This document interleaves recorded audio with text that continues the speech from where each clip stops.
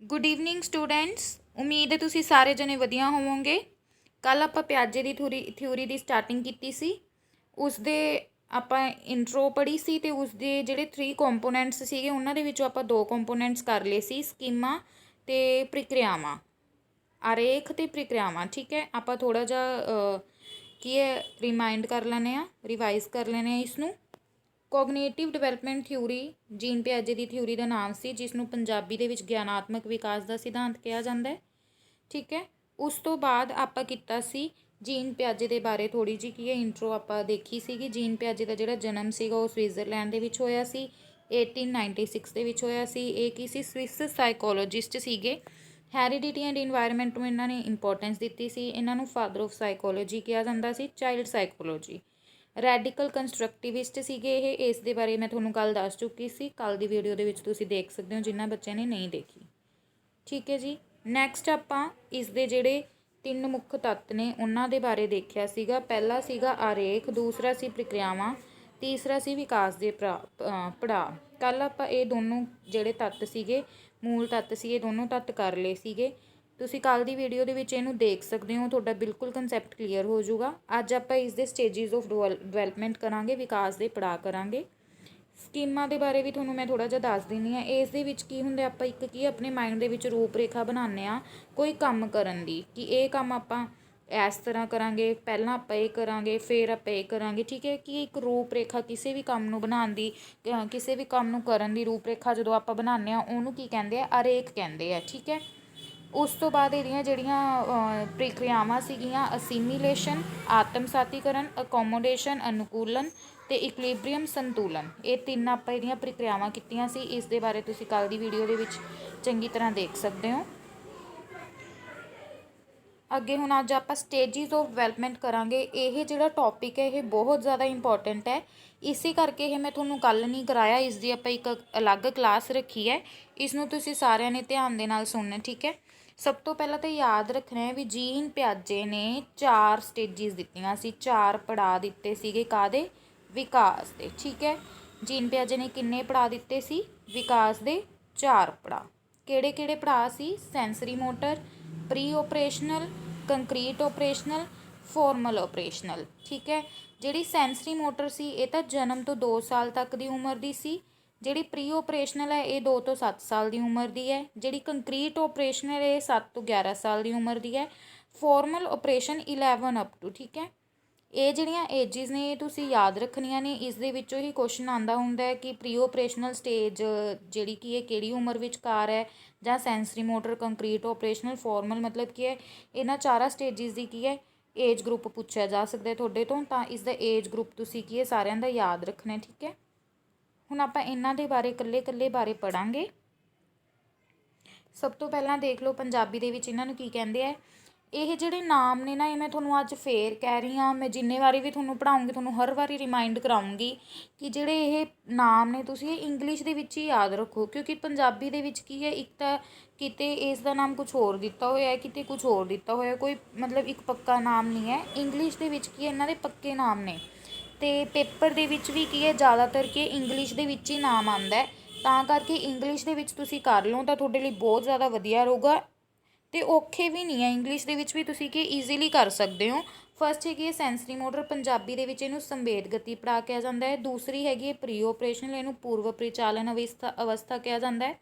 Concrete ਓਪਰੇਸ਼ਨਲ ਨੂੰ ਸਥੂਲ ਪਰਿਚਾਲਨ ਅਵਸਥਾ ਕਿਹਾ ਜਾਂਦਾ ਹੈ। ਫੋਰਮਲ ਓਪਰੇਸ਼ਨਲ ਨੂੰ ਰਸਮੀ ਪਰਿਚਾਲਨ ਅਵਸਥਾ ਕਿਹਾ ਜਾਂਦਾ ਹੈ। ਇਸ ਦਾ ਜਿਹੜਾ ਏਜ ਗਰੁੱਪ ਹੈ ਮੈਂ ਤੁਹਾਨੂੰ ਫੇਰ ਦੱਸ ਦਿੰਦੀ ਹਾਂ, ਕਿਉਂਕਿ ਜਿੰਨੇ ਵਾਰੀ ਇਹ ਤੁਸੀਂ ਕੀ ਹੈ ਪੜ੍ਹੋਗੇ ਓਨਾ ਹੀ ਤੁਹਾਨੂੰ ਯਾਦ ਰਹੂਗਾ। ਠੀਕ ਹੈ, ਅਤੇ ਇੰਪੋਰਟੈਂਟ ਹੈ ਇਹ 2 to 7 ਈਅਰ, ਇਹ 7 to 11 ਐਂਡ 11 ਅਬਵ। ਠੀਕ ਹੈ, 11 ਤੋਂ ਉੱਪਰ ਸਾਲ ਦੀ ਉਮਰ ਕੀ ਹੈ ਫੋਰਮਲ ਓਪਰੇਸ਼ਨ ਦੇ ਵਿੱਚ ਆਉਂਦੀ ਹੈ। ਠੀਕ ਹੈ ਜੀ, ਇਹ ਤੁਸੀਂ ਧਿਆਨ ਦੇ ਨਾਲ ਇਹਨਾਂ ਦੇ 4 ਦੇ ਨਾਮ ਯਾਦ ਰੱਖਣੇ ਹੈ। ਇਹ ਕੀ ਹੈ ਸਟੇਜਿਸ ਵਾਈਜ਼ ਹੀ ਯਾਦ ਰੱਖਣੇ ਕਿ ਫਸਟ 'ਤੇ ਸੈਂਸਰੀ ਮੋਟਰ ਆਉਂਦੀ ਹੈ, ਸੈਕਿੰਡ 'ਤੇ ਪ੍ਰੀ ਓਪਰੇਸ਼ਨਲ ਆਉਂਦੀ ਹੈ, ਥਰਡ 'ਤੇ ਕੰਕਰੀਟ ਓਪਰੇਸ਼ਨਲ ਆਉਂਦੀ ਹੈ, ਫੋਰਥ 'ਤੇ ਫੋਰਮਲ ਓਪਰੇਸ਼ਨਲ ਆਉਂਦੀ ਹੈ। ਫਿਰ ਉਸ ਤੋਂ ਬਾਅਦ ਇਹਨਾਂ ਦਾ ਏਜ ਗਰੁੱਪ ਵੀ ਤੁਸੀਂ ਉੱਦਾਂ ਹੀ ਯਾਦ ਰੱਖਣਾ ਹੈ, ਜਨਮ ਤੋਂ 2 ਸਾਲ, 2 ਤੋਂ 7 ਸਾਲ, 7 ਤੋਂ 11 ਸਾਲ ਅਤੇ 11 ਤੋਂ ਉੱਪਰ।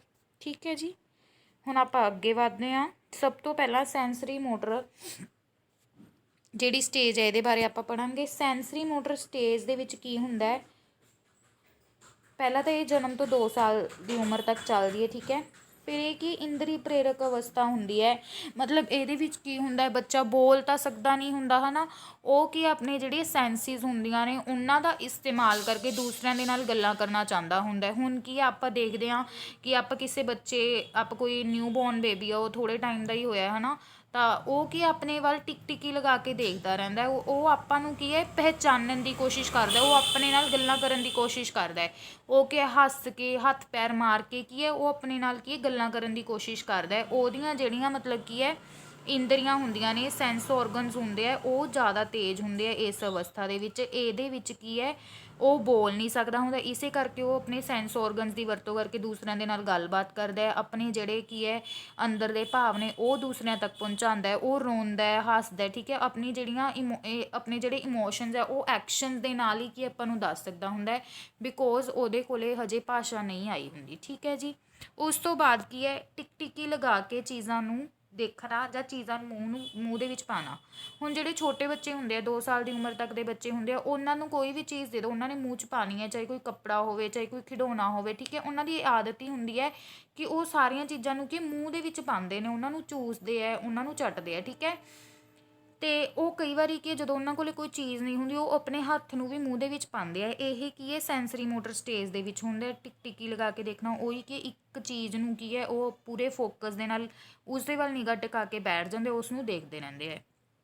ਫਿਰ ਕੀ ਹੈ ਇਹਦੀ ਇੰਪੋਰਟੈਂਟ ਟਰਮ ਆ ਗਈ ਓਬਜੈਕਟ ਪਰਮਾਨੈਂਸ ਆਊਗਾ ਉਰੇ, ਪਰਫੋਰਮੈਂਸ ਨਹੀਂ, ਠੀਕ ਹੈ ਰਾਜੇ, ਪਰਮਾਨੈਂਸ। ਓਬਜੈਕਟ ਪਰਮਾਨੈਂਸ, ਪਰਮਾਨੈਂਸ ਕੀ ਹੈ ਕਿਤੋਂ ਬਣਿਆ, ਪਰਮਾਨੈਂਟ ਤੋਂ। ਪਰਮਾਨੈਂਟ ਤਾਂ ਤੁਹਾਨੂੰ ਪਤਾ ਨਾ ਜਿਹੜੀ ਚੀਜ਼ ਮਤਲਬ ਕਿ ਪੱਕ ਜਾਂਦੀ ਹੈ, ਠੀਕ ਹੈ। ਓਬਜੈਕਟ ਪਰਮਾਨੈਂਸ ਕੀ ਹੋਗੀ ਕਿ ਬੱਚੇ ਦੇ ਹੱਥ ਦੇ ਵਿੱਚ ਕੋਈ ਚੀਜ਼ ਹੈ, ਠੀਕ ਹੈ, ਉਸ ਨੂੰ ਉਹ ਪਤਾ ਲੱਗਣ ਲੱਗ ਜਾਂਦਾ ਕਿ ਮੇਰੇ ਹੱਥ ਦੇ ਵਿੱਚ ਇਹ ਚੀਜ਼ ਸੀ। ਸ਼ੁਰੂਆਤੀ ਜਿਹੜੇ ਮਹੀਨੇ ਹੁੰਦੇ ਉਹਨਾਂ ਦੇ ਵਿੱਚ ਕੀ ਹੈ, ਜੇ ਬੱਚੇ ਦੇ ਹੱਥ 'ਚੋਂ ਚੀਜ਼ ਛੁੱਟ ਵੀ ਜਾਵੇ ਤਾਂ ਉਹਨੂੰ ਕੋਈ ਬਾਹਲਾ ਫਰਕ ਨਹੀਂ ਪੈਂਦਾ, ਬਟ ਹੌਲੀ ਹੌਲੀ ਜਦੋਂ ਮਤਲਬ ਉਹ 2 ਸਾਲਾਂ ਦੇ ਕਰੀਬ ਪਹੁੰਚਦਾ ਤਾਂ ਉਹਦੇ ਅੰਦਰ ਕੀ ਹੈ ਓਬਜੈਕਟ ਪਰਮਾਨੈਂਸ ਆ ਜਾਂਦੀ ਹੈ। ਉਹਨੂੰ ਕੀ ਪਤਾ ਲੱਗਣ ਲੱਗ ਜਾਂਦਾ ਕਿ ਮੇਰੇ ਹੱਥ ਦੇ ਵਿੱਚ ਕੋਈ ਚੀਜ਼ ਸੀ, ਉਹ ਕਿਸੇ ਨੇ ਹੁਣ ਲੈ ਲਈ। ਉਹ ਕੀ ਹੈ ਲੱਭਣ ਦੀ ਕੋਸ਼ਿਸ਼ ਕਰਦਾ। ਤੁਸੀਂ ਮਤਲਬ ਕੋਈ ਵੀ ਚੀਜ਼ ਫੜ ਕੇ ਬੱਚੇ ਤੋਂ ਲੁਕੋ ਦਿਓ ਤਾਂ ਉਹ ਕੀ ਇੱਧਰ ਉੱਧਰ ਹੱਥ ਪੱਲੇ ਮਾਰੂਗਾ, ਜਾਂ ਜਿਹੜੇ ਥੋੜ੍ਹੇ ਜਿਹੇ ਰੋਣ ਵਾਲੇ ਬੱਚੇ ਹੁੰਦੇ ਉਹ ਕਿ ਰੋਣ ਲੱਗ ਜਾਣਗੇ ਕਿ ਮੇਰੇ ਹੱਥ ਦੇ ਵਿੱਚ ਚੀਜ਼ ਸੀ, ਉਹ ਕਿਸੇ ਨੇ ਖੋਲੀ, ਠੀਕ ਹੈ। ਹੁਣ ਇਹ ਜਿਹੜੀ ਗੱਲ ਹੈ ਇਹ ਪਿਕਚਰ ਦੇ ਵਿੱਚੋਂ ਆਪਾਂ ਨੂੰ ਕਲੀਅਰ ਹੋ ਰਹੀ ਹੈ। ਦੇਖੋ ਪਹਿਲਾਂ ਬੱਚੇ ਦੇ ਹੱਥ ਦੇ ਵਿੱਚ ਬੋਲ ਸੀ, ਫਿਰ ਆਪਾਂ ਫੜ ਕੇ ਕਿ ਉਹਨੂੰ ਲੁਕੋਤਾ, ਫਿਰ ਕੀ ਹੈ ਬੱਚਾ ਦੇਖ ਰਿਹਾ ਕਿ ਬੋਲ ਕਿੱਥੇ ਗਈ, ਉਹ ਕੀ ਹੈ ਕੁਐਸਚਨ ਮਾਰਕ ਉਹਦੇ ਮਾਈਂਡ ਦੇ ਵਿੱਚ ਬਣ ਗਏ ਵੀ ਬੋਲ ਕਿੱਥੇ ਗਈ, ਮੇਰੇ ਹੱਥ 'ਚ ਸੀਗੀ ਵੀ ਇੱਥੇ ਹੈ ਬੋਲ, ਠੀਕ ਹੈ। ਉਹ ਕੀ ਲੱਭਣ ਦੀ ਕੋਸ਼ਿਸ਼ ਕਰਦਾ, ਉਹਦੇ ਵਿੱਚ ਕੀ ਹੈ ਓਬਜੈਕਟ ਪਰਮਾਨੈਂਸ ਆ ਜਾਂਦੀ, ਉਹਨੂੰ ਪਤਾ ਲੱਗਣ ਲੱਗ ਜਾਂਦਾ ਵੀ ਕੋਈ ਚੀਜ਼ ਮੇਰੇ ਹੱਥ ਦੇ ਵਿੱਚ ਹੈਗੀ ਸੀ, ਠੀਕ ਹੈ। ਫਿਰ ਉਸ ਤੋਂ ਬਾਅਦ ਇਸ ਏਜ ਦੇ ਵਿੱਚ ਕੀ ਉਹ ਟਰਾਇਲ ਐਂਡ ਐਰਰ ਦੇ ਨਾਲ ਸਿੱਖਦਾ, ਉਹੀ ਕਿ ਉਹ ਚੀਜ਼ ਨੂੰ ਲੱਭਣ ਦੀ ਕੋਸ਼ਿਸ਼ ਕਰਦਾ, ਉਹ ਕੀ ਟਰਾਇਲ ਐਂਡ ਐਰਰਸ ਦੇ ਨਾਲ ਸਿੱਖ ਰਿਹਾ, ਠੀਕ ਹੈ ਜੀ। ਇਹੀ ਸੈਂਸਰੀ ਮੋਟਰ ਦੇ ਵਿੱਚ ਇੰਪੋਰਟੈਂਟ ਸੀ। ਇਸ ਦੇ ਵਿੱਚ ਮੇਨ ਤਾਂ ਇਹਦੀ ਉਮਰ ਇੰਪੋਰਟੈਂਟ ਹੈ ਅਤੇ ਇੱਕ ਓਬਜੈਕਟ ਪਰਮਾਨੈਂਸ ਵਾਲਾ, ਇਹ 2 ਪੁਆਇੰਟ ਕੀ ਹੈ ਮੋਸਟ ਇੰਪੋਰਟੈਂਟ ਨੇ। ਇਹ 2 ਪੁਆਇੰਟ ਤੁਸੀਂ ਧਿਆਨ ਦੇ ਨਾਲ ਸਮਝਣੇ ਹੈ, ਠੀਕ ਹੈ ਜੀ। ਹੁਣ ਆਪਾਂ ਨੈਕਸਟ ਸਟੇਜ ਵੱਲ ਜਾਂਦੇ ਹਾਂ, ਪ੍ਰੀ ਓਪਰੇਸ਼ਨਲ। ਇਹਨੂੰ ਪੰਜਾਬੀ ਦੇ ਵਿੱਚ ਕੀ ਕਿਹਾ ਜਾਂਦਾ, ਪੂਰਵ ਪਰਿਚਾਲਨ ਅਵਸਥਾ। ਕੀ ਕਿਹਾ ਜਾਂਦਾ ਜੀ, ਪੂਰਵ ਪਰਿਚਾਲਨ ਅਵਸਥਾ, ਇੰਗਲਿਸ਼ ਦੇ ਵਿੱਚ ਪ੍ਰੀ ਓਪਰੇਸ਼ਨਲ। ਇਸ ਨੂੰ ਕੀ ਹੈ 2 ਸਟੇਜਿਸ ਦੇ ਵਿੱਚ ਵੰਡਿਆ ਗਿਆ, 2 ਫੇਜ਼ ਦੇ ਵਿੱਚ ਵੰਡਿਆ ਗਿਆ, ਪ੍ਰੀ ਕਨਸੈਪਚੁਅਲ ਅਤੇ ਇਨੀਸ਼ੀਏਟਿਵ, ਠੀਕ ਹੈ। ਇਨੀਸ਼ੀਏਟਿਵ ਜਿਹੜੀਆਂ ਇਹਦੇ ਵਿੱਚ ਇਹ ਟਰਮਸ ਲਿਖੀਆਂ ਹੋਈਆਂ ਨੇ ਨਾ, ਇਹ ਟਰਮਸ ਮੋਸਟ ਇੰਪੋਰਟੈਂਟ ਟਰਮਸ ਨੇ, ਅਤੇ ਇਹ ਜਿਹੜੀਆਂ 3-4 ਟਰਮਸ ਨੇ ਇਹ ਹੀ ਤੁਹਾਡੇ ਲਈ ਮਤਲਬ ਕਿ ਕਾਫੀ ਹੈ। ਇਸ ਤੋਂ ਜ਼ਿਆਦਾ ਤੁਹਾਨੂੰ ਕੀ ਹੈ ਇਸ ਦੇ ਬਾਰੇ ਪੜ੍ਹਨ ਦੀ ਲੋੜ ਨਹੀਂ ਹੈਗੀ ਫੋਰ PS ਟੈਟ, ਠੀਕ ਹੈ। PS ਟੈਟ ਦੇ ਲਈ ਇਹ ਟਰਮਸ ਹੀ ਕਾਫੀ ਨੇ, ਆਪਾਂ ਨੂੰ ਜ਼ਿਆਦਾ ਥਿਊਰੀ ਕਰਨ ਦੀ ਲੋੜ ਨਹੀਂ ਹੈ। ਤੁਸੀਂ ਟਰਮਸ ਵੱਲ ਧਿਆਨ ਦਿਓ। ਕਈ ਵਾਰੀ ਕੀ ਹੁੰਦਾ ਆਪਾਂ ਥਿਊਰੀ ਵੱਲ ਧਿਆਨ ਦਿੰਦੇ ਰਹਿੰਦੇ ਹਾਂ, ਠੀਕ ਹੈ, ਜ਼ਿਆਦਾ ਆਪਾਂ ਕੀ ਹੈ ਪੈਰੇ ਪੜ੍ਹਦੇ ਹਾਂ, ਬਟ ਕੀ ਹੈ ਜਿਹੜੇ ਮੇਨ ਟਰਮਸ ਹੁੰਦੀਆਂ ਉਹ ਆਪਣੇ ਤੋਂ ਛੁੱਟ ਜਾਂਦੀਆਂ, ਫਿਰ ਆਪਾਂ ਪੇਪਰ ਦੇ ਵਿੱਚ ਬੈਠਦੇ ਹਾਂ ਉੱਥੇ ਆਪਣੇ ਦਿਮਾਗ 'ਚ ਨਹੀਂ ਆਉਂਦੀਆਂ। ਤਾਂ ਕਰਕੇ ਤੁਹਾਡੇ ਲਈ ਇਹ ਮੇਨ ਟਰਮਸ ਕੀ ਹੈ ਕੱਢ ਕੇ ਸਪੈਸ਼ਲ ਨੋਟਸ ਬਣਾਏ ਗਏ ਨੇ, ਤਾਂ ਤੁਸੀਂ ਇਹ ਜਿਹੜੇ ਨੋਟਸ ਹੈ ਤੁਸੀਂ ਆਪਣੀ ਕਾਪੀ 'ਤੇ ਵੀ ਉਤਾਰ ਸਕਦੇ ਹੋ। ਅਗਰ ਤੁਸੀਂ ਨੋਟਸ ਦੀ ਡਿਮਾਂਡ ਕਰੋਗੇ ਤੁਹਾਨੂੰ ਨੋਟਸ ਵੀ ਮਿਲ ਜਾਣਗੇ, ਠੀਕ ਹੈ ਜੀ। ਤਾਂ ਆਪਾਂ ਹੁਣ ਇਹਦੇ ਬਾਰੇ ਜਾਣਦੇ ਹਾਂ ਕਿ ਇਹ ਕੀ ਹੁੰਦਾ ਹੈ। ਪ੍ਰੀ ਕਨਸੈਪਚੁਅਲ ਫੇਜ਼ ਦੇ ਵਿੱਚ ਕੀ ਹੁੰਦਾ ਹੈ, ਇਹ ਜਿਹੜੀ ਸਾਰੀ ਸਟੇਜ ਹੈ ਇਹ 2 ਤੋਂ 7 ਸਾਲ ਦੀ ਹੁੰਦੀ ਹੈ, ਪ੍ਰੀ ਓਪਰੇਸ਼ਨਲ, ਠੀਕ ਹੈ। ਪ੍ਰੀ ਕਨਸੈਪਚੁਅਲ ਫੇਜ਼ ਹੁੰਦਾ ਜਿਹੜਾ ਇਹ 2 ਤੋਂ 4 ਸਾਲ ਦਾ ਹੁੰਦਾ। ਵੈਸੇ ਕੀ ਹੈ ਇਹਦੇ ਵਿੱਚ ਇਹ ਜ਼ਿਆਦਾ ਇੰਪੋਰਟੈਂਟ ਨਹੀਂ ਹੈ ਕਿ ਇਹਦੇ 2 ਪਾਰਟ ਨੇ, ਬਟ ਫਿਰ ਵੀ ਕਈ ਵਾਰੀ ਪਤਾ ਨਹੀਂ ਚੱਲਦਾ ਹੈ ਨਾ ਵੀ ਕਿ क्योंकि अजकल लैवल जो PS टैट का वो भी अप हो रहा है, ਤਾਂ ਕਰਕੇ ਕਈ ਵਾਰੀ ਪਤਾ ਨਹੀਂ ਚੱਲਦਾ, ਪੁੱਛ ਲੈਣ। ਤਾਂ ਕਰਕੇ ਤੁਸੀਂ ਆਪਣੇ ਮਾਈਂਡ ਦੇ ਵਿੱਚ ਰੱਖਣੀਆਂ ਕਿ ਇਹਦੀਆਂ ਦੋ ਅੱਗੇ ਫੇਜ਼ ਨੇ ਇਹਦੇ, ਇੱਕ ਪ੍ਰੀ ਕਨਸੈਪਚੁਅਲ, ਇੱਕ ਇਨੀਸ਼ੀਏਟਿਵ। ਠੀਕ ਹੈ, ਜਿਹੜਾ ਪ੍ਰੀ ਕਨਸੈਪਚੁਅਲ ਹੈ ਇਹ 2 ਤੋਂ 4 ਸਾਲ ਦੀ ਉਮਰ ਦਾ, ਇਨੀਸ਼ੀਏਟਿਵ ਹੈ ਜਿਹੜਾ ਇਹ 4 ਤੋਂ 7 ਸਾਲ ਦੀ ਉਮਰ ਦੇ ਵਿੱਚ ਹੈ। ਠੀਕ ਹੈ, ਪ੍ਰੀ ਕਨਸੈਪਚੁਅਲ ਏਜ ਦੇ ਵਿੱਚ ਕੀ ਹੁੰਦਾ ਹੈ, ਬੱਚਾ ਕੀ ਹੈ ਓਬਜੈਕਟ ਪਰਮਾਨੈਂਸ ਤੋਂ ਥੋੜ੍ਹਾ ਜਿਹਾ ਬਾਹਰ ਨਿਕਲਣ ਲੱਗਦਾ ਹੈ, ਅਤੇ ਇਸ ਦੇ ਵਿੱਚ ਕੀ ਉਹਦੇ ਅੰਦਰ ਐਨੀਮਿਜ਼ਮ ਦੀ ਜਿਹੜੀ ਭਾਵਨਾ ਹੈ ਉਹ ਜਾਗਦੀ ਹੈ। ਐਨੀਮਿਜ਼ਮ ਦੀ ਭਾਵਨਾ ਦੇ ਵਿੱਚ ਕੀ ਹੁੰਦਾ ਹੈ ਕਿ ਜਿਹੜੇ ਨੋਨ ਲਿਵਿੰਗ ਥਿੰਗਸ ਹੁੰਦੇ ਹੈ, ਜਿਨ੍ਹਾਂ ਦੇ ਵਿੱਚ ਜਿਹੜੇ ਮਤਲਬ ਕੀ ਹੈ ਸਾਹ ਨਹੀਂ ਲੈਂਦੇ ਜਾਂ ਕਿ ਕੋਈ ਹਰਕਤ ਨਹੀਂ ਕਰ ਸਕਦੇ, ਬੱਚਾ ਸੋਚਦਾ ਕਿ ਇਹ ਵੀ ਜੀਵਿਤ ਨੇ। ਉਹ ਸੋਚਦਾ ਕਿ ਇਹ ਵੀ ਮੇਰੇ ਵਾਂਗੂ ਦੇਖ ਸਕਦੇ ਨੇ, ਮੇਰੇ ਵਾਂਗੂ ਬੋਲ ਸਕਦੇ ਹੈ, ਠੀਕ ਹੈ, ਤੁਰ ਸਕਦੇ ਹੈ, ਚੱਲ ਸਕਦੇ ਹੈ। ਉਹਦੇ ਅੰਦਰ ਕੀ ਐਨੀਮਿਜ਼ਮ ਦੀ ਭਾਵਨਾ ਆਉਂਦੀ ਹੈ ਕਿ ਸਾਰੀਆਂ ਜਿਹੜੀਆਂ ਚੀਜ਼ਾਂ ਨੇ ਉਹ ਕੀ ਜੀਵਿਤ ਨੇ, ਜਿਹੜੀਆਂ ਸਾਰੀਆਂ ਚੀਜ਼ਾਂ ਨੇ ਉਹ ਜੀਵਿਤ ਨੇ, ਉਹਨੂੰ ਇਹ ਲੱਗਦਾ ਹੈ। ਐਨੀਮਿਜ਼ਮ ਦੇ ਵਿੱਚ ਸਿਰਫ ਇਹੀ ਹੈ, ਬਟ ਇਹ ਮੋਸਟ ਇੰਪੋਰਟੈਂਟ ਹੈ ਕਿਉਂਕਿ ਆਪਾਂ ਜਦੋਂ ਕਿਸੇ ਟਰਮ ਨੂੰ ਸਿਰਫ ਇੱਕ ਵਾਰੀ ਪੜ੍ਹਦੇ ਹਾਂ ਕਿ ਆਪਣੇ ਉਹ ਮਾਈਂਡ ਦੇ ਵਿੱਚ ਨਹੀਂ ਰਹਿੰਦੀ ਹੈਗੀ। ਇਸ ਨੂੰ ਤੁਸੀਂ ਧਿਆਨ ਦੇ ਨਾਲ ਸਮਝਿਓ। ਠੀਕ ਹੈ, ਇਹ ਐਨੀਮਿਜ਼ਮ ਦੇ ਵਿੱਚ ਕੀ ਹੁੰਦਾ ਹੈ, ਬੱਚਾ ਇਹ ਸਮਝਦਾ ਵੀ ਜਿੰਨੀਆਂ ਵੀ ਨਿਰਜੀਵ ਚੀਜ਼ਾਂ ਨੇ, ਜਿੰਨੀਆਂ ਵੀ ਕੀ ਹੈ ਨੋਨ ਲਿਵਿੰਗ ਥਿੰਗਸ ਨੇ, ਉਹ ਵੀ ਕੀ ਹੈ ਜੀਵਿਤ ਨੇ, ਉਹ ਵੀ ਆਪਣੇ ਵਾਂਗੂ ਦੇਖ ਸਕਦੇ ਹੈ, ਸਾਹ ਲੈ ਸਕਦੇ ਹੈ, ਵੱਧ ਸਕਦੇ ਹੈ, ਚੱਲ ਸਕਦੇ ਹੈ, ਖਾਂਦੇ ਪੀਂਦੇ ਹੈ। ਠੀਕ ਹੈ, ਇਸ ਦੇ ਵਿੱਚ ਇਹੀ ਹੈ। ਉਸ ਤੋਂ ਬਾਅਦ ਸੈਕਿੰਡ ਟਰਮ ਹੈ ਈਗੋਸੈਂਟਰਿਜ਼ਮ। ਈਗੋਸੈਂਟਰਿਜ਼ਮ ਦੇ ਵਿੱਚ ਕੀ ਹੁੰਦਾ ਹੈ, ਬੱਚਾ ਮਤਲਬ ਕਿ ਇਹ ਸੈਂਟਰ ਦੇ ਵਿੱਚ ਹੈ, ਉਹਨੂੰ ਲੱਗਦਾ ਕਿ ਸਾਰਾ ਕੁਝ ਮੇਰੇ ਆਲੇ ਦੁਆਲੇ ਘੁੰਮ ਰਿਹਾ ਹੈ। ਠੀਕ ਹੈ, ਜਿਹੜਾ ਕੁਝ ਮੈਂ ਦੇਖ ਰਿਹਾ ਉਹੀ ਸਾਹਮਣੇ ਵਾਲਾ ਦੇਖ ਰਿਹਾ, ਜਿਹੜਾ ਕੁਝ ਮੈਂ ਮਹਿਸੂਸ ਕਰ ਰਿਹਾ ਉਹੀ ਸਾਹਮਣੇ ਵਾਲਾ ਮਹਿਸੂਸ ਕਰ ਰਿਹਾ ਹੈ, ਜਿਹੜਾ ਕੁਝ ਮੈਨੂੰ ਪਸੰਦ ਹੈ ਉਹੀ ਦੂਸਰੇ ਨੂੰ ਪਸੰਦ ਹੈ, ਜੇ ਮੈਂ ਰੋ ਰਿਹਾ ਤਾਂ ਸਾਹਮਣੇ ਵਾਲਾ ਵੀ ਰੋਊਗਾ। ਠੀਕ ਹੈ, ਇਹਦੀ ਇੱਕ ਐਗਜ਼ਾਮਪਲ ਹੈ, ਹੁਣ ਕੀ ਮਤਲਬ ਕਿ ਇੱਕ ਨਾ ਬੱਚਾ ਹੁੰਦਾ, ਉਹਦੇ ਜਿਹੜੇ ਮੰਮਾ ਨੇ ਨਾ ਉਹ ਰੋ ਰਹੇ ਹੁੰਦੇ ਹੈ, ਅਤੇ ਉਹ ਬੱਚਾ ਆਪਣੇ ਮੰਮਾ ਨੂੰ ਨਾ ਚੁੱਪ ਕਰਵਾਉਣ ਦੀ ਕੋਸ਼ਿਸ਼ ਕਰਦਾ। ਉਹ ਕੀ ਹੈ ਆਪਣਾ ਉਹਨਾਂ ਨੂੰ ਕੀ ਹੈ ਖਿਡੌਣਾ ਦੇ ਦਿੰਦਾ, ਆਪਣਾ ਖਿਡੌਣਾ ਦੇ ਦਿੰਦਾ ਉਹਨਾਂ ਨੂੰ,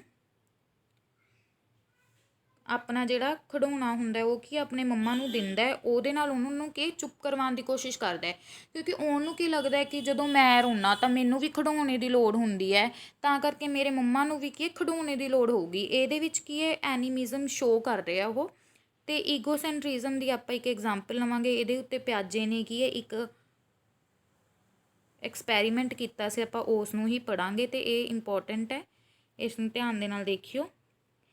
ਇਸ ਐਕਸਪੈਰੀਮੈਂਟ ਦਾ ਜਾਂ ਟੈਸਟ ਦਾ ਨਾਮ ਕੀ ਹੈ 3 ਮਾਊਂਟੇਨ ਟੈਸਟ। ਠੀਕ ਹੈ, ਕੀ ਨਾਮ ਹੈ ਇਸ ਦਾ 3 ਮਾਊਂਟੇਨ ਟੈਸਟ। ਇਹਦੇ ਵਿੱਚ ਤੁਸੀਂ ਦੇਖੋ ਪਿਕਚਰ ਦੇਖੋ, ਇੱਕ ਕੀ ਹੈ ਲੜਕੀ ਬੈਠੀ ਹੋਈ ਹੈ, ਠੀਕ ਹੈ, ਉਹਦੇ ਸਾਹਮਣੇ ਕੀ ਹੈ ਡੋਲ ਰੱਖੀ ਹੋਈ ਹੈ ਉਹਦੀ ਸਾਹਮਣੇ ਵਾਲੀ ਚੇਅਰ 'ਤੇ ਵਿਚਾਲੇ ਕੀ ਹੈ 3 ਮਾਊਂਟੇਨ ਲਗਾਏ ਹੋਏ ਨੇ। ਠੀਕ ਹੈ, 3 ਮਾਊਂਟੇਨ ਤੋਂ ਹੀ ਪਤਾ ਲੱਗ ਰਿਹਾ ਕਿ 3 ਮਾਊਂਟੇਨ ਉਹਨੇ ਲਏ ਸੀਗੇ, 3 ਉਹਨੇ ਕੀ ਹੈ ਪਰਬਤ ਲਏ ਸੀਗੇ, 3 ਪਹਾੜ ਲਏ ਸੀ ਅਤੇ ਉਹਦਾ ਟੈਸਟ ਕੀਤਾ ਸੀ। ਠੀਕ ਹੈ, ਉਸਨੇ ਕੀ ਕੀਤਾ 10 ਅਲੱਗ-ਅਲੱਗ ਕੀ ਹੈ ਪਿਕਚਰਸ ਰੱਖਤੀਆਂ ਲੜਕੀ ਦੇ ਅੱਗੇ। ਠੀਕ ਹੈ, 10 ਅਲੱਗ-ਅਲੱਗ ਪਿਕਚਰਸ ਰੱਖਤੀਆਂ ਲੜਕੀ ਦੇ ਅੱਗੇ, ਅਤੇ ਉਹਨੂੰ ਇਹ ਪੁੱਛਿਆ ਗਿਆ ਵੀ ਜਿਹੜੀ ਤੇਰੇ ਸਾਹਮਣੇ ਕੁੜੀ ਬੈਠੀ ਹੈ, ਤੇਰੇ ਜਿਹੜੇ ਸਾਹਮਣੇ ਡੋਲ ਬੈਠੀ ਹੈ, ਉਹਨੂੰ ਕੀ ਦਿਖ ਰਿਹਾ, ਉਹਨੂੰ ਕੀ ਦਿਖ ਰਿਹਾ ਵੀ ਇਹ ਫੋਟੋਜ਼ 'ਚ ਤੂੰ ਚੂਜ਼ ਕਰ। ਅਤੇ ਉਸ ਲੜਕੀ ਨੇ ਕੀ ਕੀਤਾ ਉਹੀ ਫੋਟੋ ਚੱਕੀ ਜਿਹੜਾ ਦ੍ਰਿਸ਼ ਉਹਨੂੰ ਦਿਖ ਰਿਹਾ ਸੀ। ਮਤਲਬ ਕੀ ਹੈ ਜੋ ਉਹਦੇ ਮੂਹਰੇ ਪਿਕਚਰ ਬਣ ਰਹੀ ਸੀ ਮਾਊਂਟੇਨ ਦੀ, ਉਹਨੇ ਉਹੀ ਫੋਟੋ ਚੱਕੀ। ਉਹਨੇ ਮਤਲਬ ਇੰਨਾ ਆਪਣਾ ਦਿਮਾਗ ਲਗਾਉਣ ਦੇ ਹਲੇ ਕਾਬਿਲ ਨਹੀਂ ਸੀਗੀ ਕਿ ਜਿਹੜੀ ਡੋਲ ਹੈ ਉਹ ਤਾਂ ਮੇਰੇ ਸਾਹਮਣੇ ਬੈਠੀ ਹੈ, ਉਹਨੂੰ ਕੀ ਦੂਸਰਾ ਕੀ ਦ੍ਰਿਸ਼ ਦਿਖ ਰਿਹਾ ਹੋ ਸਕਦਾ ਕਿ ਮੇਰੇ ਵਾਲਾ ਸੇਮ ਦ੍ਰਿਸ਼ ਨਹੀਂ ਦਿਖ ਰਿਹਾ ਹੋਊਗਾ। ਤਾਂ ਇਹਦੇ ਵਿੱਚ ਇਹ ਪਿਆਜੇ ਨੇ ਕੀ ਦਿਖਾਇਆ ਕਿ ਬੱਚਿਆਂ ਦੇ ਵਿੱਚ ਈਗੋਸੈਂਟਰਿਜ਼ਮ ਹੁੰਦਾ ਕਿ ਉਹ ਇਹੀ ਸੋਚਦੇ ਨੇ ਕਿ ਜੋ ਕੁਝ ਸਾਨੂੰ ਦਿਖ ਰਿਹਾ, ਜੋ ਕੁਝ ਸਾਨੂੰ ਮਹਿਸੂਸ ਹੋ ਰਿਹਾ, ਜੋ ਕੁਝ ਸਾਨੂੰ ਚਾਹੀਦਾ ਉਹੀ ਕਿ ਦੂਸਰੇ ਨੂੰ ਚਾਹੀਦਾ। ਠੀਕ ਹੈ, ਇਹ ਦੋਨੋਂ ਟਰਮਸ ਬਹੁਤ ਹੀ ਈਜ਼ੀ ਨੇ, ਬਹੁਤ ਹੀ ਇੰਪੋਰਟੈਂਟ ਨੇ, ਅਤੇ ਇਹਨਾਂ ਨੂੰ ਤੁਸੀਂ ਧਿਆਨ ਦੇ ਨਾਲ ਕਰਨਾ। ਠੀਕ ਹੈ, ਨੈਕਸਟ ਹੈ ਇਨੀਸ਼ੀਏਟਿਵ ਫੇਜ਼। ਇਹਦੇ ਵਿੱਚ ਕੀ ਹੁੰਦਾ ਹੈ ਰਿਵਰਸੀਬਿਲਿਟੀ ਅਤੇ ਕੰਜ਼ਰਵੇਸ਼ਨ ਦੀ ਪਾਵਰ ਕੀ ਹੈ ਘੱਟ ਹੁੰਦੀ ਹੈ ਬੱਚੇ ਅੰਦਰ। ਰਿਵਰਸੀਬਿਲਿਟੀ ਕਿਵੇਂ ਹੋਗੀ, ਹੁਣ ਜਿਵੇਂ ਮੈਂ ਕਹਿ ਦਾਂ ਕਿ ਆਹ ਲਾਈਨ ਇਸ ਲਾਈਨ ਤੋਂ ਵੱਡੀ ਹੈ, ਅਤੇ ਬੱਚਾ ਕੀ ਇਹਨੂੰ ਰਿਵਰਸ ਨਹੀਂ ਕਰ ਪਾਊਗਾ ਵੀ ਆਹ ਵਾਲੀ ਲਾਈਨ ਇਸ ਲਾਈਨ ਤੋਂ ਕੀ ਹੈ ਛੋਟੀ ਹੈ। ਠੀਕ ਹੈ, ਮਤਲਬ ਕਿ ਉਹ ਕਿ ਇੱਕੋ ਹੀ ਕੰਸੈਪਟ ਲੈ ਕੇ ਚੱਲਦਾ, ਉਹ ਇੱਕੋ ਹੀ ਗੱਲ ਨੂੰ ਸਮਝ ਪਾਉਂਦਾ, ਉਸ ਦਾ ਉਲਟ ਨਹੀਂ ਕਰ ਪਾਉਂਦਾ ਹੁੰਦਾ। ਠੀਕ ਹੈ ਜੀ, ਅਤੇ ਕੰਜ਼ਰਵੇਸ਼ਨ ਦੇ ਵਿੱਚ ਕੀ ਹੁੰਦਾ ਕਿ ਉਹ ਕੀ ਹੈ ਦੇਖ ਕੇ ਚੀਜ਼ ਨੂੰ ਸਮਝ ਨਹੀਂ ਪਾਉਂਦਾ। ਹੁਣ ਜਿਵੇਂ ਕੀ ਹੈ ਇੱਥੇ 2 ਗਲਾਸ ਰੱਖੇ ਹੋਏ ਨੇ, ਠੀਕ ਹੈ, ਇਹਨਾਂ ਦੋਨਾਂ ਦੇ ਵਿੱਚ ਪਾਣੀ ਹੈ, ਇਹ ਦੋਨੋਂ ਬਰਾਬਰ ਨੇ। ਇੱਥੇ ਤਾਂ ਬੱਚਾ ਕਹਿ ਦੂਗਾ कि हाँ जी ये की है, ਦੋਨੋਂ ਸੇਮ ਨੇ, ਮਤਲਬ ਕਿ ਇਹ ਦੋਨਾਂ 'ਚ ਪਾਣੀ ਹੈ, ਦੋਨਾਂ 'ਚ ਬਰਾਬਰ ਪਾਣੀ ਹੈ। ਬਟ ਜੇ ਆਪਾਂ ਇਹੀ ਪਾਣੀ ਨੂੰ, ਸੇਮ ਪਾਣੀ ਨੂੰ ਆਪਾਂ ਹੋਰ ਪਾਣੀ ਲਏ ਬਿਨਾਂ ਕੀ ਹੈ ਪਾਣੀ ਵੱਡੇ ਗਲਾਸ ਦੇ ਵਿੱਚ ਪਾ ਦਈਏ ਜਿਹਦਾ ਏਰੀਆ ਘੱਟ ਹੈ, ਅਤੇ ਉਹਨੂੰ ਪੁੱਛੀਏ ਵੀ ਕਿਹੜੇ ਗਲਾਸ 'ਚ ਪਾਣੀ ਜ਼ਿਆਦਾ ਹੈ, ਤਾਂ ਉਹ ਕੀ ਹੈ ਲੰਬੇ ਗਲਾਸ ਵੱਲ ਹੱਥ ਕਰੂਗਾ, ਕਿਉਂਕਿ ਉਹਦੇ ਵਿੱਚ ਕੰਜ਼ਰਵੇਸ਼ਨ ਦੀ ਪਾਵਰ ਘੱਟ ਹੈ। ਉਹਨੂੰ ਹਜੇ ਇਸ ਬਾਰੇ ਕੁਛ ਨਹੀਂ ਪਤਾ ਕਿ ਪਾਣੀ ਦੀ ਮਾਤਰਾ ਤਾਂ ਸੇਮ ਹੀ ਰਹੂਗੀ ਚਾਹੇ ਆਪਾਂ ਕਿਹੜੇ ਵੀ ਬਰਤਨ ਦੇ ਵਿੱਚ ਪਾ ਲਈਏ। ਠੀਕ ਹੈ ਜੀ, ਬਹੁਤ ਹੀ ਈਜ਼ੀ ਟਰਮਸ ਨੇ ਇਹ ਕਾਮਨ ਜਿਹੀਆਂ ਰਿਵਰਸਿਬਿਲਿਟੀ ਅਤੇ ਕੰਜ਼ਰਵੇਸ਼ਨ ਇਹ ਕਾਮਨ ਟਰਮਸ ਸੀਗੀਆਂ। ਇਸ ਨੂੰ ਤੁਸੀਂ ਇੱਕ ਵਾਰੀ ਪੜ੍ਹੋਗੇ ਤਾਂ ਤੁਹਾਡੇ ਦਿਮਾਗ 'ਚ ਆ ਜਾਣਗੀਆਂ। ਐਨੀਮਿਜ਼ਮ ਅਤੇ ਈਗੋਸੈਂਟਰਿਜ਼ਮ ਦੇ ਵਿੱਚ ਤੁਹਾਨੂੰ ਕੀ ਹੈ ਜ਼ਿਆਦਾ ਧਿਆਨ ਦੇਣ ਦੀ ਲੋੜ ਹੈ। ਹੁਣ ਨੈਕਸਟ ਆਪਾਂ 3 ਮਾਊਂਟੇਨ ਟੈਸਟ ਬਾਰੇ ਪੜ੍ਹ ਲਿਆ, ਅਤੇ 7 ਸਾਲ ਦੀ ਉਮਰ ਦੇ ਵਿੱਚ ਉਹਨੇ ਦੱਸਿਆ ਕਿ ਜਿਹੜਾ ਬੱਚਾ ਹੈ ਉਹ ਈਗੋਸੈਂਟਰਿਜ਼ਮ ਤੋਂ ਬਾਹਰ ਆਉਣਾ ਸ਼ੁਰੂ ਹੋ ਜਾਂਦਾ ਹੈ। ਮਤਲਬ ਕਿ ਜਦੋਂ ਉਹ ਕੰਕਰੀਟ ਓਪਰੇਸ਼ਨਲ ਸਟੇਜ ਦੇ ਵਿੱਚ ਜਾਂਦਾ ਹੈ, ਉਹਦੇ ਵਿੱਚ ਪੈਰ ਰੱਖਦਾ, ਉਦੋਂ ਕੀ ਹੈ ਉਹ ਈਗੋਸੈਂਟਰਿਜ਼ਮ ਦੇ ਵਿੱਚੋਂ ਬਾਹਰ ਨਿਕਲਣਾ ਸ਼ੁਰੂ ਕਰ ਦਿੰਦਾ ਹੈ। ਇਸੇ ਕਰਕੇ ਕੰਕਰੀਟ ਓਪਰੇਸ਼ਨਲ ਟਰਨਿੰਗ ਪੁਆਇੰਟ ਵੀ ਕਿਹਾ ਜਾਂਦਾ ਹੈ। ਇਸ ਨੂੰ ਆਪਾਂ ਹੁਣ ਪੜ੍ਹਦੇ ਹਾਂ। ਕੰਕਰੀਟ ਓਪਰੇਸ਼ਨਲ, ਇਸ ਨੂੰ ਕੀ ਸਥੂਲ ਪਰਿਚਾਲਨ ਅਵਸਥਾ ਕਿਹਾ ਜਾਂਦਾ ਹੈ। ਇਸ ਅਵਸਥਾ ਦੇ ਨਾਮ ਤੋਂ ਹੀ ਆਪਾਂ ਨੂੰ ਪਤਾ ਚੱਲ ਰਿਹਾ ਬੱਚਾ ਕੀ ਹੈ ਚੀਜ਼ਾਂ ਨੂੰ ਦੇਖ ਕੇ ਸਮਝਣ ਦੇ ਕਾਬਿਲ ਹੋ ਜਾਂਦਾ ਹੈ। ਲੌਜੀਕਲ ਥਿੰਕਿੰਗ ਕੀ ਆਪਣੀ ਲਗਾਉਣੀ ਸ਼ੁਰੂ ਕਰ ਦਿੰਦਾ, ਲੌਜਿਕਸ ਲਗਾਉਣੇ ਸ਼ੁਰੂ ਕਰ ਦਿੰਦਾ ਹੈ। ਬਟ ਕੀ ਹੈ ਸਿਰਫ ਚੀਜ਼ਾਂ ਨੂੰ ਦੇਖ ਕੇ, ਉਹ ਆਪਣੇ ਮਾਈਂਡ ਦੇ ਵਿੱਚ ਕੀ ਹੈ, ਮਾਈਂਡ ਦੇ ਵਿੱਚ ਨਹੀਂ ਸੋਚ ਸਕਦਾ ਹੈਗਾ, ਸਿਰਫ ਉਹ ਕੀ ਚੀਜ਼ਾਂ ਨੂੰ ਦੇਖ ਕੇ ਕੀ ਹੈ ਲੌਜਿਕ ਲਗਾਉਣਾ ਸ਼ੁਰੂ ਕਰ ਦਿੰਦਾ ਹੈ। ਇਸੇ 7 ਤੋਂ 11 ਸਾਲ ਦੀ ਉਮਰ ਦੇ ਵਿੱਚ ਹੈ ਇਹ। ਠੀਕ ਹੈ, ਟਰਨਿੰਗ ਪੁਆਇੰਟ ਕਿਹਾ ਜਾਂਦਾ ਉਹੀ, ਕਿਉਂਕਿ ਈਗੋਸੈਂਟਰਿਜ਼ਮ ਦੇ ਵਿੱਚੋਂ ਕੀ ਬਾਹਰ ਨਿਕਲਣਾ ਸ਼ੁਰੂ ਕਰਦਾ। ਠੀਕ ਹੈ, ਫਿਰ ਉਸ ਤੋਂ ਬਾਅਦ ਇਹਦੇ ਵਿੱਚ ਲੌਜੀਕਲ ਥਿੰਕਿੰਗ ਆ ਜਾਂਦੀ ਹੈ। ਮੈਂ ਤੁਹਾਨੂੰ ਸਟਾਰਟਿੰਗ 'ਤੇ ਹੀ ਦੱਸ ਚੁੱਕੀ ਕਿ ਬੱਚਾ ਲੌਜਿਕਸ ਲਗਾਉਣਾ ਸ਼ੁਰੂ ਕਰ ਦਿੰਦਾ। ਅਤੇ ਕੰਜ਼ਰਵੇਸ਼ਨ ਅਤੇ ਲੌਜੀਕਲ ਥਿੰਕਿੰਗ ਦੀ ਦੋਨਾਂ ਦੀ ਐਗਜ਼ਾਮਪਲ ਸੇਮ ਹੀ ਹੈ। ਆਪਾਂ ਇਸ ਤੋਂ ਹੀ ਸਮਝ ਸਕਦੇ ਹਾਂ ਕਿ ਜਦੋਂ ਆਪਾਂ 2 ਸੇਮ ਗਲਾਸਾਂ ਦੇ ਵਿੱਚ ਪਾਣੀ ਪਾਇਆ, ਬੱਚਾ ਕਹੂਗਾ ਸੇਮ ਪਾਣੀ ਹੈ। ਬਟ ਜਦੋਂ ਆਪਾਂ ਇੱਕ ਗਲਾਸ ਦੇ ਪਾਣੀ ਨੂੰ, ਉਹੀ ਪਾਣੀ ਨੂੰ ਵੱਡੇ ਗਲਾਸ ਦੇ ਵਿੱਚ ਪਾਤਾ, ਫਿਰ ਵੀ ਬੱਚਾ ਕਹੂਗਾ ਕਿ ਪਾਣੀ ਦੀ ਮਾਤਰਾ ਕੀ ਹੈ ਸੇਮ ਹੀ ਹੈ, ਭਾਵੇਂ ਉਹਦਾ ਬਰਤਨ ਬਦਲ ਗਿਆ। ਮਤਲਬ ਕਿ ਉਹਦੇ ਵਿੱਚ ਇੰਨੀ ਕੁ ਸਮਝ ਪੈਦਾ ਹੋ ਜਾਂਦੀ ਹੈ ਕਿ ਪਾਣੀ ਤਾਂ ਉਨਾ ਹੀ ਸੀ ਚਾਹੇ ਆਪਾਂ ਉਹਨੂੰ ਕਿਸੇ ਵੀ ਬਰਤਨ ਦੇ ਵਿੱਚ ਪਾ ਲਈਏ। ਠੀਕ ਹੈ, ਤਾਂ ਉਹ ਲੌਜੀਕਲ ਥਿੰਕਿੰਗ ਵੀ ਮਤਲਬ ਉਹਦੇ ਵਿੱਚ ਡਿਵੈਲਪ ਹੋ ਜਾਂਦੀ ਹੈ, ਅਤੇ ਕੰਜ਼ਰਵੇਸ਼ਨ ਦੀ ਪਾਵਰ ਵੀ ਡਿਵੈਲਪ ਹੋ ਜਾਂਦੀ ਹੈ, ਵਿਕਸਿਤ ਹੋ ਜਾਂਦੀ ਹੈ। ਠੀਕ ਹੈ ਜੀ, ਸਥੂਲ ਪਰਿਚਾਲਨ ਅਵਸਥਾ ਦੇ ਵਿੱਚ ਵੀ ਇਹੀ ਸੀਗਾ। ਬਸ ਇਹ ਤੁਸੀਂ ਧਿਆਨ ਰੱਖਣਾ ਕਿ ਜਿਹੜਾ ਬੱਚਾ ਹੈ ਉਹ ਚੀਜ਼ਾਂ ਨੂੰ ਦੇਖ ਕੇ ਲੌਜਿਕ ਲਗਾ ਸਕਦਾ ਹੈ, ਉਹ ਚੀਜ਼ਾਂ ਨੂੰ ਦੇਖ ਕੇ ਉਹਨਾਂ ਦੇ ਉੱਤਰ ਦੇ ਸਕਦਾ ਹੈ, ਸਮਝ ਸਕਦਾ। ਉਹ ਆਪਣੇ ਮਾਈਂਡ ਦੇ ਵਿੱਚ ਨਹੀਂ ਸੋਚ ਸਕਦਾ ਹੈਗਾ। ਜਦੋਂ ਉਹ ਆਪਣੇ ਮਾਈਂਡ ਦੇ ਵਿੱਚ ਸੋਚਣ ਲੱਗ ਗਿਆ, ਉਹ ਨੈਕਸਟ ਸਟੇਜ ਦੇ ਵਿੱਚ ਆ ਜਾਊਗਾ ਫੋਰਮਲ ਓਪਰੇਸ਼ਨਲ ਦੇ ਵਿੱਚ। ਠੀਕ ਹੈ ਜੀ, ਕਿਹੜੀ ਸਟੇਜ ਦੇ ਵਿੱਚ ਆ ਜਾਊਗਾ ਫੋਰਮਲ ਓਪਰੇਸ਼ਨਲ ਸਟੇਜ। ਇਸ ਨੂੰ ਕੀ ਕਿਹਾ ਜਾਂਦਾ ਰਸਮੀ ਪਰਿਚਾਲਨ ਅਵਸਥਾ। ਮਤਲਬ ਕੀ ਹੈ ਜਦੋਂ ਬੱਚਾ ਕੀ ਹੈ ਆਪਣੇ ਮਾਈਂਡ ਦੇ ਵਿੱਚ ਹੀ ਕੀ ਹੈ ਆਨਸਰਸ ਢੂੰਡਣੇ ਸ਼ੁਰੂ ਕਰ ਦਿੰਦਾ, ਆਪਣੇ ਮਾਈਂਡ ਦੇ ਵਿੱਚ ਹੀ ਕੀ ਹੈ ਪ੍ਰਸ਼ਨਾਂ ਦੇ ਉੱਤਰ ਲੱਭਣੇ ਸ਼ੁਰੂ ਕਰ ਦਿੰਦਾ, ਆਪਣੇ ਜਵਾਬ ਹੈ ਜਿਹੜੇ ਉੱਥੇ ਬਣਾਉਣ ਲੱਗ ਜਾਂਦਾ ਹੈ। ਇਹ 11 ਸਾਲ ਤੋਂ ਉੱਪਰ ਦੀ ਹੈ। ਸੂਖਮ ਤਰੀਕੇ ਦੀ ਸੋਚ ਕੀ ਹੈ, ਬੱਚਾ ਬਰੀਕੀ ਨਾਲ ਸੋਚ ਸਕਦਾ ਆਪਣੇ ਮਾਈਂਡ ਦੇ ਵਿੱਚ ਹੀ, ਅਤੇ ਵਰਗੀਕਰਨ ਕਰਨ ਦੀ ਵੀ ਇਸ ਉਮਰ 'ਚ ਪਾਵਰ ਆ ਜਾਂਦੀ ਹੈ। ਦਲੀਲਬਾਜ਼ੀ ਉਹੀ ਕੀ ਹੈ, ਉਹ ਕੀ ਹੈ ਜਿਹੜੇ ਰੀਜ਼ਨਿੰਗ ਵਾਲੇ ਕੁਐਸਚਨਸ ਹੈ ਉਹਨਾਂ ਨੂੰ ਵੀ ਈਜ਼ੀਲੀ ਸੋਲਵ ਕਰ ਸਕਦੇ, ਰੀਜ਼ਨ ਦੇ ਸਕਦਾ ਹੈ। ਕੋਈ ਵੀ ਕੁਐਸਚਨ ਦੇ ਆਨਸਰ ਨਾਲ ਉਹ ਕੀ ਹੈ ਉਸਦਾ ਰੀਜ਼ਨ ਦੇ ਸਕਦਾ ਹੈ। ਕਾਲਪਨਿਕ ਸੋਚ, ਉਹ ਮਾਈਂਡ ਦੇ ਵਿੱਚ ਕੀ ਹੈ ਆਪਣਾ ਸੋਚ ਸਕਦਾ ਹੈ, ਉਸਨੂੰ ਜ਼ਰੂਰਤ ਨਹੀਂ ਹੈ ਮਤਲਬ ਕਿ ਆਪਾਂ ਉਹਨੂੰ ਕੋਈ ਕੁਐਸਚਨ ਪਾਤਾ, ਉਹਨੂੰ ਕਹਿਤਾ 5 ਚੋਂ 6 ਘਟਾਉਣੇ ਹੈ। ਠੀਕ ਹੈ, ਉਹ ਕੀ ਹੈ ਜੇ ਕਾਪੀ 'ਤੇ ਸਮ ਪਾ ਕੇ ਦੇਖਣ ਲੱਗ ਗਿਆ ਫਿਰ ਤਾਂ ਉਹ ਹਜੇ ਕੰਕਰੀਟ ਓਪਰੇਸ਼ਨਲ ਦੇ ਵਿੱਚ ਹੀ ਹੈ।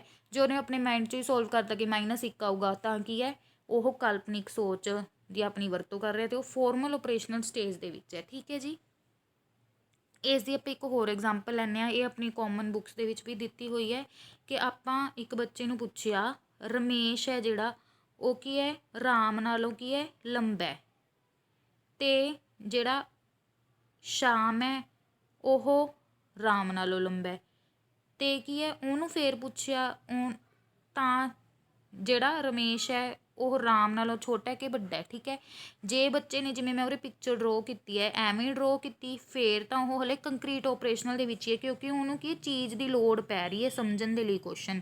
ਅਗਰ ਉਹਨੇ ਆਪਣੇ ਮਾਈਂਡ ਦੇ ਵਿੱਚ ਹੀ ਦੱਸਤਾ ਆਨਸਰ ਤਾਂ ਕੀ ਹੈ ਉਹ ਫੋਰਮਲ ਓਪਰੇਸ਼ਨਲ ਦੇ ਵਿੱਚ ਆ ਗਿਆ। ਠੀਕ ਹੈ ਜੀ, ਬਹੁਤ ਹੀ ਈਜ਼ੀ ਸੀਗਾ ਇਹ ਸਾਰਾ ਕੰਸੈਪਟ। ਵੈਸੇ ਆਪਾਂ ਨੂੰ ਲੱਗਦਾ ਰਹਿੰਦਾ ਕਿ ਥਿਊਰੀ ਔਖੀ ਹੁੰਦੀ ਹੈ ਬਟ ਕੀ ਇਹ ਬਹੁਤ ਹੀ ਜ਼ਿਆਦਾ ਈਜ਼ੀ ਥਿਊਰੀ ਸੀਗੀ। ਇਸ ਦੀਆਂ 4 ਸਟੇਜਿਸ ਨੇ, ਤੁਸੀਂ ਧਿਆਨ ਦੇ ਵਿੱਚ ਰੱਖਣੀਆਂ ਨੇ। ਦੁਬਾਰਾ ਇੱਕ ਵਾਰੀ ਆਪਾਂ ਇਹਨਾਂ ਦੀਆਂ ਸਟੇਜਿਸ ਦੇ ਨਾਮ ਅਤੇ ਏਜ ਗਰੁੱਪ ਰਿਪੀਟ ਕਰ ਲੈਂਦੇ ਹਾਂ। Sensory motor, pre operational, concrete operational, formal operational. ਇਹਨਾਂ ਨੂੰ ਪੰਜਾਬੀ ਦੇ ਵਿੱਚ ਕੀ ਕਿਹਾ ਜਾਂਦਾ ਹੈ? ਸੰਵੇਦ ਗਤੀ ਪੜਾਅ, ਪੂਰਵ ਪਰਿਚਾਲਨ, ਸਥੂਲ ਪਰਿਚਾਲਨ, ਰਸਮੀ ਪਰਿਚਾਲਨ। ਇਹਨਾਂ ਦੇ ਨਾਮ ਤੋਂ ਹੀ ਤੁਸੀਂ ਕੀ ਹੈ, ਇਹਨਾਂ ਦੇ ਜਿਹੜੇ ਮੀਨਿੰਗ ਨੇ ਉਹ ਤੁਸੀਂ ਪਤਾ ਕਰ ਸਕਦੇ ਹੋ। ਸੰਵੇਦ ਮਤਲਬ ਕੀ ਹੈ, ਉਹਦੀਆਂ ਜਿਹੜੀਆਂ ਸੰਵੇਦਨਾਵਾਂ ਨੇ, ਜਿਹੜੀਆਂ ਭਾਵਨਾਵਾਂ ਨੇ ਉਹ ਇਹਦੇ ਵਿੱਚ ਹੁੰਦੀਆਂ ਨੇ। ਪੂਰਵ ਪਰਿਚਾਲਨ, ਸਥੂਲ ਪਰਿਚਾਲਨ, ਰਸਮੀ ਪਰਿਚਾਲਨ। ਠੀਕ ਹੈ, ਬਹੁਤ ਹੀ ਈਜ਼ੀ ਸੀਗੀਆਂ ਚਾਰੇ ਦੀਆਂ ਚਾਰੇ ਸਟੇਜਿਸ, ਤੁਸੀਂ ਇਹਨਾਂ ਨੂੰ ਧਿਆਨ ਦੇ ਨਾਲ ਪੜ੍ਹਿਓ। ਹੁਣ ਜਿਹੜੀ ਆਪਾਂ ਫਸਟ ਪਿਕਚਰ ਦੀ ਗੱਲ ਕੀਤੀ ਸੀ, ਹੁਣ ਇਸ ਦੇ ਵੱਲ ਆਪਾਂ ਜਾਣਦੇ ਹਾਂ, ਦੇਖਦੇ ਹਾਂ। ਠੀਕ ਹੈ, ਦੇਖੋ ਜਨਮ ਤੋਂ 2 ਸਾਲ ਦੀ ਉਮਰ ਤੱਕ ਕੀ ਹੈ, ਸੈਂਸਰੀ ਮੋਟਰ ਹੈ। ਇਹਦੇ ਵਿੱਚ ਕੀ ਹੈ, ਬੱਚਾ ਕਿ ਚੀਜ਼ਾਂ ਨੂੰ ਦੇਖ ਕੇ, ਚੀਜ਼ਾਂ ਨੂੰ ਫੜ ਕੇ, ਚੀਜ਼ਾਂ ਨੂੰ ਮਹਿਸੂਸ ਕਰਕੇ ਕੀ ਹੈ, ਉਹਨਾਂ ਬਾਰੇ ਜਾਣ ਰਿਹਾ ਹੈ। ਦੂਸਰੇ ਦੇ ਵਿੱਚ ਕੀ, ਉਸ ਦੇ ਵਿੱਚ ਐਨੀਮਿਜ਼ਮ ਆ ਜਾਂਦੀ ਹੈ। ਠੀਕ ਹੈ, ਉਹ ਕੀ ਹੈ, ਖੋਜ ਕਰਨੀ ਸ਼ੁਰੂ ਕਰਦਾ ਹੈ ਹਰ ਇੱਕ ਚੀਜ਼ ਦੀ। ਉਹਨੂੰ ਐਂ ਲੱਗਦਾ ਕਿ ਸਾਰੇ ਕੀ ਹੈ, ਮੇਰੇ ਵਾਂਗੂ ਹੀ ਦੇਖ ਰਹੇ ਨੇ, ਮੇਰੇ ਵਾਂਗੂ ਹੀ ਸੋਚ ਰਹੇ ਨੇ। ਥਰਡ ਦੇ ਵਿੱਚ ਕੀ ਹੈ, ਇਹਨਾਂ ਨੇ ਕੀ ਇੱਕ ਤੱਕੜੀ ਦਿਖਾਈ ਹੋਈ ਹੈ, ਉਹਦੇ ਵਿੱਚ ਕੀ ਹੈ, ਮੈਜ਼ਰਮੈਂਟ ਕਰ ਰਿਹਾ। ਮਤਲਬ ਕੀ ਹੈ, ਬੱਚੇ ਨੂੰ ਕੀ ਹੈ, ਕੁਛ ਵੀ ਆਨਸਰ ਢੂੰਢਣ ਲਈ ਕੀ ਹੈ, ਚੀਜ਼ਾਂ ਦੀ ਲੋੜ ਹੁੰਦੀ ਹੈ ਕਿ ਉਹ ਆਪਦੇ ਮਾਈਂਡ ਦੇ ਨਾਲ ਖੁਦ ਨਹੀਂ ਸੋਚ ਸਕਦਾ ਹੁੰਦਾ। ਫਿਰ ਫੋਰਥ ਸਟੇਜ ਦੇ ਵਿੱਚ ਕੀ ਹੁੰਦਾ, ਉਹ ਕੀ ਹੈ, ਮਤਲਬ ਕਿ ਪੂਰਾ ਜ਼ਿਆਦਾ ਕੀ ਹੈ, ਅਡਲਟ ਹੋ ਜਾਂਦਾ ਅਤੇ ਪੂਰਾ ਜ਼ਿਆਦਾ ਸਮਝਦਾਰ ਹੋ ਜਾਂਦਾ। ਉਹ ਕੀ ਸਾਰਾ ਕੁਛ ਆਪਣੇ ਮਾਈਂਡ ਦੇ ਵਿੱਚ ਕਰਨਾ ਸ਼ੁਰੂ ਕਰ ਦਿੰਦਾ। ਠੀਕ ਹੈ ਜੀ, ਇਹੀ ਸੀ ਆਪਣੀ ਜੀਨ ਪਿਆਜੇ ਦੀ ਥਿਊਰੀ। ਬਿਲਕੁਲ ਹੀ ਈਜ਼ੀ ਥਿਊਰੀ ਸੀਗੀ। ਇਸ ਨੂੰ ਤੁਸੀਂ 2-3 ਵਾਰੀ ਰਿਪੀਟ 'ਤੇ ਕੀ ਹੈ, ਸੁਣਨਾ ਅਤੇ ਨੋਟਸ ਵੀ ਬਣਾਉਣੇ ਆ ਇਸ ਦੇ ਜ਼ਰੂਰ, ਕਿਉਂਕਿ ਨੋਟਸ ਆਪਣੇ ਲਈ ਬਹੁਤ ਜ਼ਿਆਦਾ ਇੰਪੋਰਟੈਂਟ ਨੇ। ਆਪਾਂ ਨੋਟਸ ਤੋਂ ਕਦੋਂ ਵੀ ਪੜ੍ਹ ਸਕਦੇ ਹਾਂ, ਆਪਾਂ ਬੋਰ ਨਹੀਂ ਹੁੰਦੇ। ਠੀਕ ਹੈ ਜੀ, ਥੈਂਕ ਯੂ ਫੋਰ ਲਿਸਨਿੰਗ। ਉਮੀਦ ਹੈ ਤੁਹਾਨੂੰ ਸਾਰਿਆਂ ਨੂੰ ਵੀਡੀਓ ਵਧੀਆ ਲੱਗੀ ਹੋਊਗੀ। ਕੋਈ ਵੀ ਡਾਊਟ ਹੋਇਆ ਜਾਂ ਤੁਹਾਨੂੰ ਲੱਗਿਆ ਕਿ ਮੈਮ ਕੋਈ ਪੁਆਇੰਟ ਰਹਿ ਗਿਆ, ਤਾਂ ਤੁਸੀਂ ਮੈਨੂੰ ਜ਼ਰੂਰ ਕਮੈਂਟ ਦੇ ਵਿੱਚ ਦੱਸਿਓ। ਮੈਂ ਤੁਹਾਨੂੰ ਉਹ ਪੁਆਇੰਟ ਕੀ ਹੈ, ਜ਼ਰੂਰ ਕਲੀਅਰ ਕਰੂੰਗੀ। Thank you.